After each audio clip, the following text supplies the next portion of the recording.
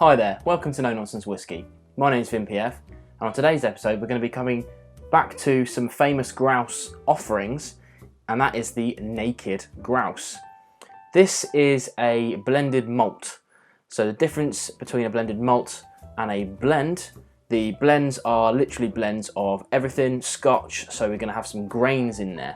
This is a blended malt, so there is no grain in there whatsoever, it's just single malt barley blended together. This is supposedly containing some Highland Park, some Macallan, maybe some Glenturret, all the things that might be in the Edrington Beam Suntory range could be in here. It's 40%, it's offered at £25 in the UK. It's a pretty good deal, to be honest, it's a pretty good deal.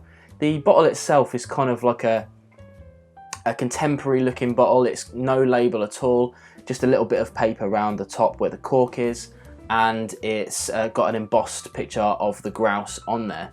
And it's supposedly marketed as the older millennials, which to be honest with you, fits squarely into that kind of that generational bracket. So it's kind of affordable, but meant to be quite tasty.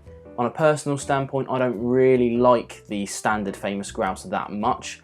There are better blends out there, but I am a big fan of blended malts. So I did cover the Famous Grouse, but I also covered another famous blend in the Monkey Shoulder, which I quite like. I know it doesn't hit everyone's kind of favourites, but for me it's alright for the price, so I'll put a review to that up here. But back to this one itself, it's an interesting dram because it contains first fill and refill US and European oak.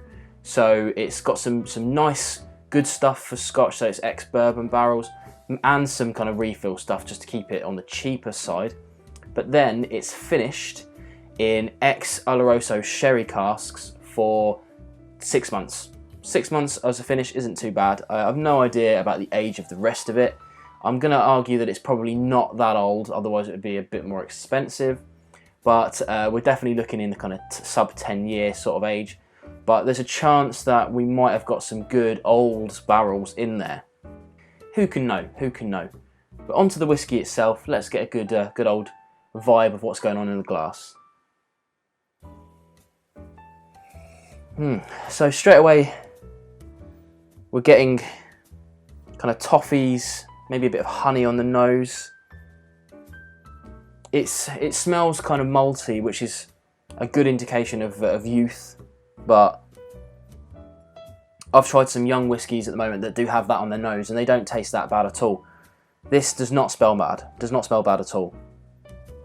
It's quite sweet as well, some brown sugars I'd hazard on there. Not bad, not bad. Let's try on the palate.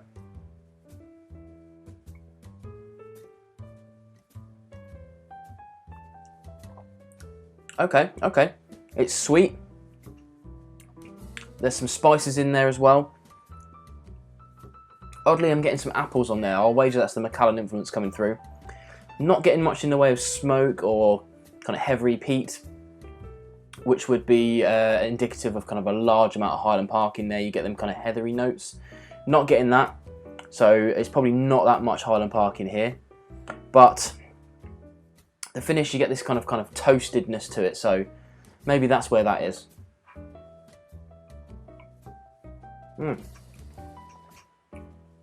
You know, for £25 you can't argue with that. I've spoken to a lot of people about Famous Grouse recently, and so I don't really like Famous Grouse. A lot of people say it's good. I'm not really a big fan of it. Whenever I get a bottle of it given to me as a gift, I tend to drink a little bit of it and then pour something quite heavily peated in there to give it a bit more of a kick, to make it palatable for me. But whenever I talk about Famous Grouse, people always say check out the Naked Grouse. So I have checked out the Naked Grouse and I am impressed. I actually, until I did the research for this video, I actually did think it was just another one of their blended range. Because there's so little on the label, I haven't really had a chance to kind of really delve into it. But it is a blended malt, something that's very important and a good mark of quality when you don't chuck a load of grain in it, to be honest, because grain is, although older grain is pretty good in my opinion, young grain is quite bland, quite boring, quite chemically, in fact. So it's quite an industrial process that makes it. It's all industry, obviously, but this is a really, really kind of no frills, just get the ABV out there process. This doesn't have any of that in there, and I think it shows pretty good jam. Recommended from me.